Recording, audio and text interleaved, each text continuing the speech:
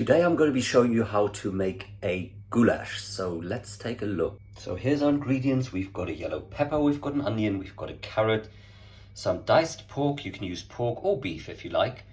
We have butter, we've got the lazy version, garlic puree, salt and pepper to season, and then our other spices are smoked paprika, and caraway seeds. And then we also need tomato puree and we need beef stock. Caraway seeds are optional. They've got quite a strong taste, which isn't to everyone's liking. Now, of course, for a vegetarian or vegan version, you could replace the butter with oil, and instead of the meat, all you do is add extra vegetables, and you could also add some potatoes if you wanted to. We're going to chop our onion using our bridge and claw hole to cut it in half first. And once we've done that, you want to get rid of the leafy bit and cut that off. And then you want to peel off the first one or even two layers, which, as you can see, are a little bit dry. Now, to chop an onion finely, what you want to do is cut along the lines of the onion. But you don't want to go all the way to the end. You want to leave this bit intact because firstly, that holds your onion together, makes it easier to chop, as well as all the oils and juices that make you cry are in that bit. And now this bit still staying together, what you can do with your claw hole is simply slice it without it all coming apart.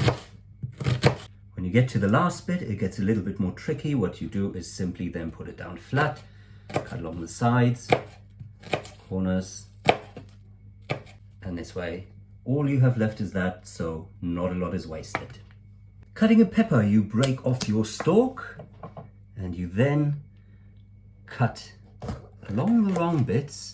There usually be 3 or 4 parts that you can cut off.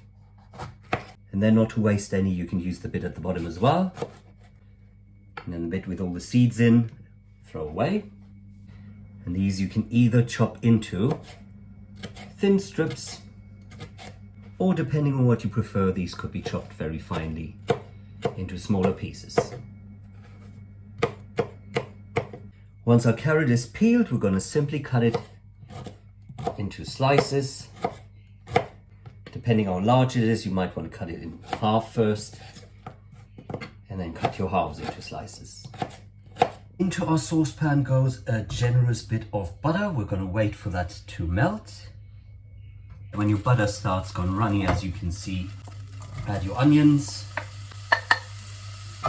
And you want to fry these on a medium heat for 2, 3, maybe 4 minutes until they are a bit soft and see-through. Once your onion is frying, ideal time to do your beef stock. So you have a measuring jug and you put in a stock cube or some liquid stock, whichever one you have, and you fill this up with 300 milliliters of boiling water. Give this a little bit of a stir and then leave it to the side until it's needed.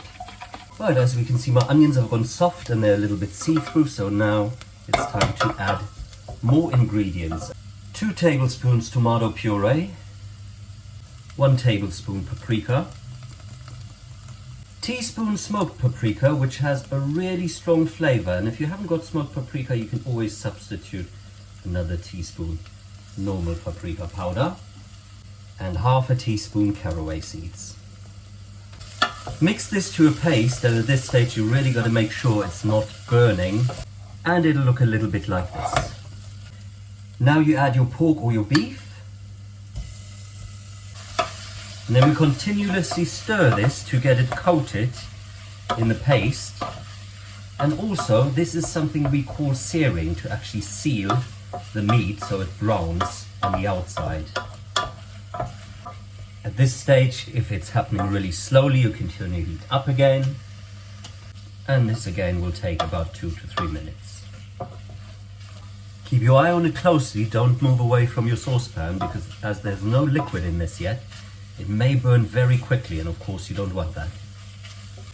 When your meat is seared, and you will see this because your pork will have turned white or your beef will have turned brown, you can add your other vegetables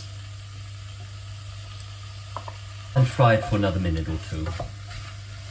Optional at this stage, you can add a teaspoon of garlic. If you're using fresh garlic, make sure it's chopped very finely.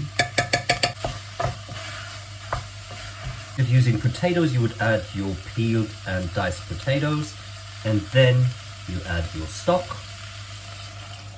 Make sure there isn't anything stuck to the bottom, which happens quite often with stock cubes. Give it a good stir. And then we're going to cook this on a very low heat and simply let it sit there, which is something we call braising, to give the meat time to get tender and the sauce time to thicken, especially if you're using beef. And this should just be gently bubbling away as it is now. If nothing's happening, turn it up a little bit. If it's gone too mad, turn it down.